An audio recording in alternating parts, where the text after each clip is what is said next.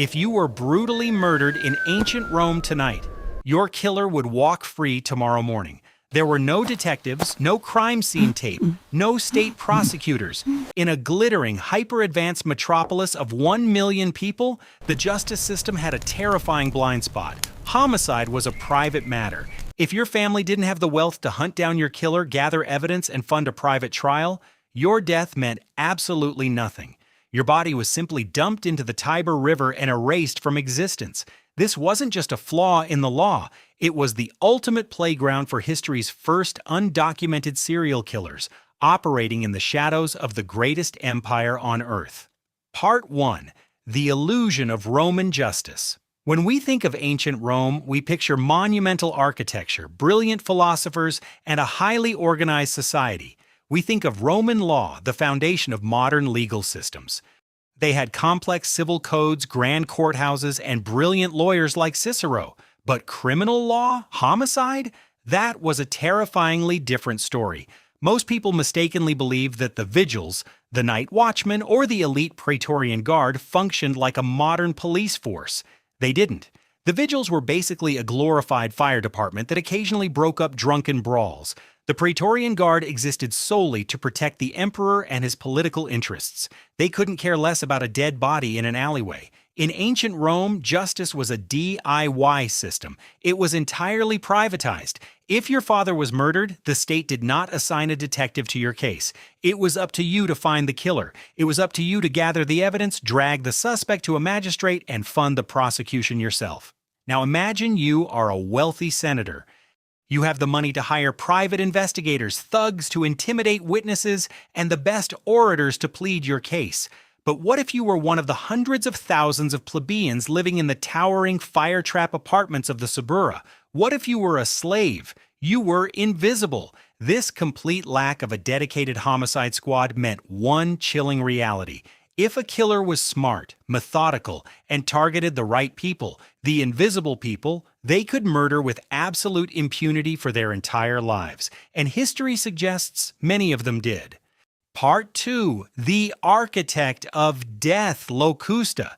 But it wasn't just the poor who were butchered in the shadows. High above the filth of the Suburra, on the palatial estates of the Palatine Hill, murder was an art form. It was political, it was precise, and one woman turned it into a highly lucrative state-sanctioned business. Her name was Locusta of Gaul. History books often brush her off as a mere witch or an apothecary, but modern criminal profiling paints a far more sinister picture. Locusta is arguably the Western world's first documented serial killer and professional hitwoman. In a society without toxicology screens, blood tests, or modern autopsies, poison was the ultimate ghost weapon. It mimicked natural diseases like cholera or dysentery. Locusta didn't just mix herbs, she was a dark scientist.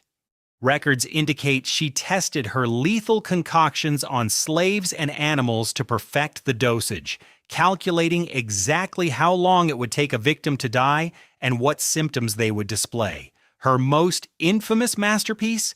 The assassination of Britannicus. In 55 AD, the young tyrannical Emperor Nero wanted his stepbrother Britannicus dead.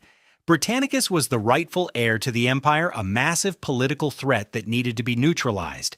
Nero contracted Locusta, but there was a massive problem. How do you assassinate a high-ranking royal who has a dedicated team of food tasters monitoring every single thing he consumes? Locusta and Nero engineered a brilliant, chillingly simple bypass. During a massive royal banquet surrounded by Rome's elite, Britannicus was served a hot, non-alcoholic drink. The official taster drank it. It was perfectly safe, just served far too hot. Britannicus naturally asked for some cold water to cool his drink down. The cooling water was not tasted, and it was heavily laced with a specialized, fast-acting neurotoxin Locusta had brewed specifically for this moment. Britannicus took a sip. Within seconds, he lost his voice, dropped to the floor, and began violently convulsing. The dining hall erupted in sheer panic. But Nero? Nero calmly sat at the head of the table, sipping his wine, casually telling the horrified guests that his brother was merely suffering from a routine epileptic fit. Britannicus choked to death in front of his entire family, and no one dared to speak a single word. For her successful hit, Nero rewarded Locusta with massive estates and even sent her students so she could pass on her dark arts. She operated a literal school for assassins, but while the aristocrats used exotic poisons in gilded dining rooms, a completely different breed of monster was hunting down in the sprawling, lawless slums, a place where the victims didn't get state funerals, they just vanished, and the methods used to kill them were far more brutal than a drop of poison in a silver goblet. Part 3. The Hunting Grounds of the Suburra. While Locusta was busy poisoning royals in sunlit villas, a very different kind of slaughter was happening down in the valleys. If you step away from the marble temples of the Roman Forum and walk just a few blocks northeast, the sunlight disappears. Welcome to the Suburra, the slums. Imagine a chaotic maze of narrow, unpaved streets flanked by towering, poorly constructed apartment blocks called insulae that constantly caught fire or collapsed. The Suburra was deafeningly loud, suffocatingly crowded, and ruled by gang violence. It was home to prostitutes, runaway gladiators, bankrupt merchants, and thousands of undocumented slaves. In modern criminal psychology, serial killers look for victims who are vulnerable and marginalized. Prostitutes, the homeless, runaways, people whose disappearances won't make the evening news. The Suburra was an entire city made of these people. Historians and modern profilers agree. The conditions in the Suburra were the ultimate breeding ground for serial predators. How easy would it be to lure a desperate slave into a dark alley with the promise of coin? One quick slash to the throat. Nobody heard the scream over the noise of the street. And disposing of the body, Rome had a hyper-advanced sewer system called the Cloaca Maxima. It was massive, big enough to drive a wagon through. All a killer had to do was pry open a grate, drop the body into the rushing black water, and let it wash out into the Tiber River. We don't know the names of Rome's ancient Jack the Rippers. They left no manifestos, they didn't taunt the press, but the chilling reality is that they were absolutely there, racking up body counts that would put modern serial killers to shame, entirely undisturbed by the law. Part 4. The Birth of the Autopsy. But let's say a body did wash up on the riverbank, and by some miracle, it was someone important enough for a family to investigate. How do you catch a killer when DNA profiling, fingerprinting, and blood spatter analysis are 2 millennia away? You have to look at what the dead are trying to tell you. While Rome lacked a police force, they did not lack brilliant medical minds. In fact, ancient Rome is the birthplace of the first recorded forensic autopsy in human history. The year was 44 BC. The victim was the most powerful man on earth, Julius Caesar. After Caesar was famously assassinated by dozens of senators on the floor of the Senate, his bloody corpse was carried back to his estate. A physician named Antistius was called in to examine the body. Antistius didn't just look at the blood, he performed a systematic clinical analysis of the wounds. He documented 23 separate stab wounds. But then Antistius made a groundbreaking forensic conclusion. By examining the depth, angle, and location of the strikes, he determined that 22 of those wounds were superficial. Only one single wound, the second stab to the chest, which pierced the aorta, was actually fatal. This was a revolutionary moment. A doctor was using the physical evidence on a corpse to reconstruct the timeline and mechanics of a murder. But what about poison? How did ancient doctors prove someone was murdered by Locusta's toxins and didn't just eat bad shellfish? Without toxicology screens, doctors looked for gruesome visual clues. They knew that bodies killed by natural diseases decayed at a certain rate, but victims of severe neurotoxins or heavy metal poisoning often exhibited bizarre post-mortem changes. Their skin would turn unnatural shades of blue, purple, or even black. Some poisons caused the victim's body temperature to skyrocket right before death, meaning the corpse would decompose at an unnaturally rapid, violently aggressive rate. If a rich senator suddenly dropped dead and his body turned black and bloated within hours, the doctors knew this wasn't nature, this was murder. These early forensic pioneers were brilliant, using nothing but their eyes, their noses, and logic to solve the ultimate crimes, but even Antistius would be completely powerless against the most terrifying type of Roman killer. What happens when a murderer doesn't use a knife and doesn't use poison? What happens when a killer uses the environment of Rome itself to execute a massive coordinated slaughter, making it look like a tragic accident?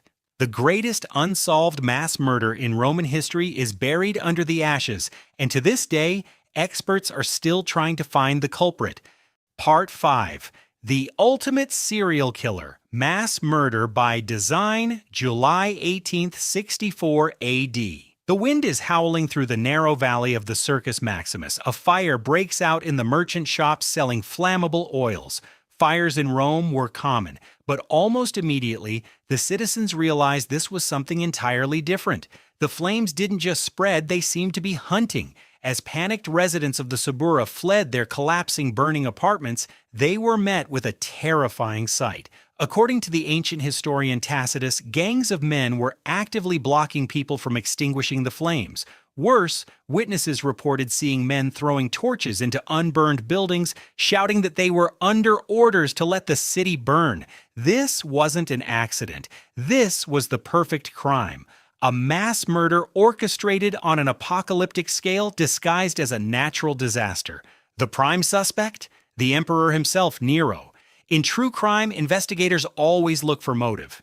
Nero's motive was purely real estate. He desperately wanted to build an unimaginably lavish palace complex, the Domus Aurea, or Golden House, right in the center of Rome. But the land was occupied by the homes of hundreds of thousands of plebeians. He couldn't just evict them, but if their homes were completely eradicated, the land was free for the taking. For 6 grueling days, Rome burned. 70% of the greatest city on earth was reduced to white ash. We don't have an exact body count. It was in the tens of thousands, families, children, the invisible people of the Suburra, trapped in a towering inferno, screaming for a rescue that would never come. Part 6. The Cover-Up and the Scapegoats.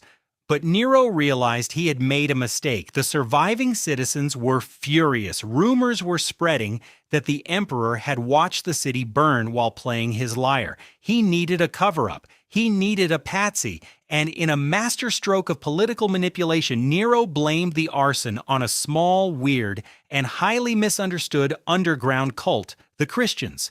What followed was the final gruesome chapter of this mass murder. To satisfy the bloodlust of the traumatized public, Nero ordered the mass execution of Christians. They were covered in the skins of wild beasts and torn apart by dogs in the arena. Most chillingly, Nero had them tied to stakes, covered in pitch, and set on fire to serve as human street lamps for his evening garden parties. He didn't just get away with the greatest unsolved mass murder in Roman history. He manipulated the public into cheering for the execution of innocent scapegoats while he built his dream palace on the ashes of their homes. Part 7, The Final Resolution and the Emotional Soul. When we started this journey, we asked a question: what happens when homicide is a private matter? What happens when a city of 1 million people has no police force? We look at the majestic ruins of Rome today, the Colosseum, the Pantheon, the sweeping arches, and we see a legacy of civilization, law, and order. But beneath those marble stones lies a horrifying hidden truth.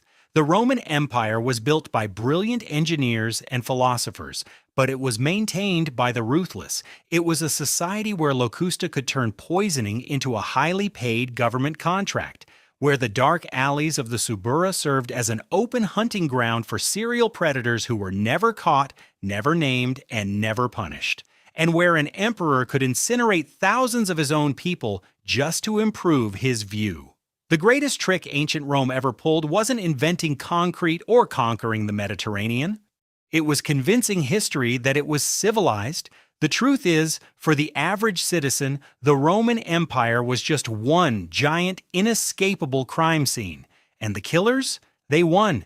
If you lived in ancient Rome, how long do you think you would have survived the streets of the Suburra? Would you have investigated your own murder? Tell me your survival strategy in the comments down below.